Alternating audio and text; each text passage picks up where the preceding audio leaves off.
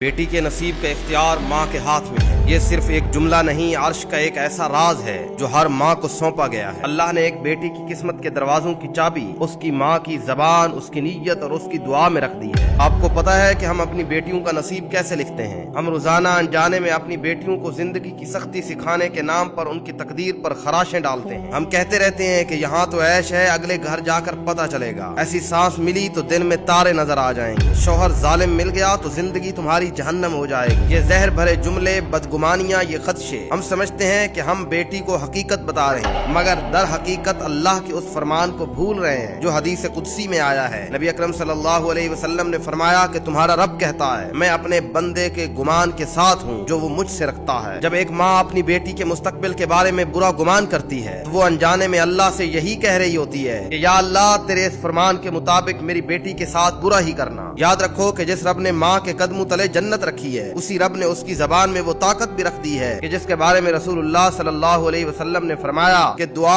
तकदीर को बदल देती है। आप जानते हैं कि अपनी बेटी का नसीब कैसे संवारें? जब आप अपनी बेटी को देखें, उसे कोई काम सिखाएं या उसे उसके मुस्तकबिल के बारे में तैयार करें, तो अपनी जबान पर ये अल्फाज लेके आएं कि मेरी शहजादी, तू जिस घर भी जाएगी वहाँ इज्जत पाएगी। अल्लाह तुझे ऐसी सास देगा जो तुझे अपनी बेटी समझेगी। तेरा शौहर तेरा लिबास बनेगा, तेरा साया और तेरा मुहाफिज होगा। तेरे कदमों में बरकत है, तेरे हाथों में रहमत है। जब एक माँ पूरे यकीन और अच्छे गुमान के साथ ये दुआ करती है तो तकदीर के कलम का रुख बदल जाता है, क्योंकि कुरान का वादा है, मुझसे दुआ करो मैं तुम्हारी दुआ कबूल करूंगा। ऐ माँ, तेरी जबान से निकला हुआ हर लफ्ज या तो तेरी बेटी के लिए फूलों का रास्ता बनता है या कांटों का बिस्तर बनता है। अब इंतखाब तेरे हाथ में है। और मैं सुनने वाली तमाम बेटियों से कहूंगा, आज जो कुछ भी तुम अनजाने में सुन रही हो, उसे अपनी औलाद की तकदीर न बनने देना। इस सिलसिले को यहीं खत्म करने देना। जो तलखी तुझे मिली है उसे आगे मिठास बनाकर मुंतकिल करना। जिंदगी, मौत और रिस्क अल्लाह के हाथ में है, मगर दुआ, गुमान और जबान, ये वो ताकत है जो अल्लाह ने माँ को अता की है। तो अपनी इस ताकत को अपनी औलाद के खिलाफ इस्तेमाल न करो, वरना अनजाने में तुम अपनी औलाद को अजाब में मुब्तला कर बैठोगी।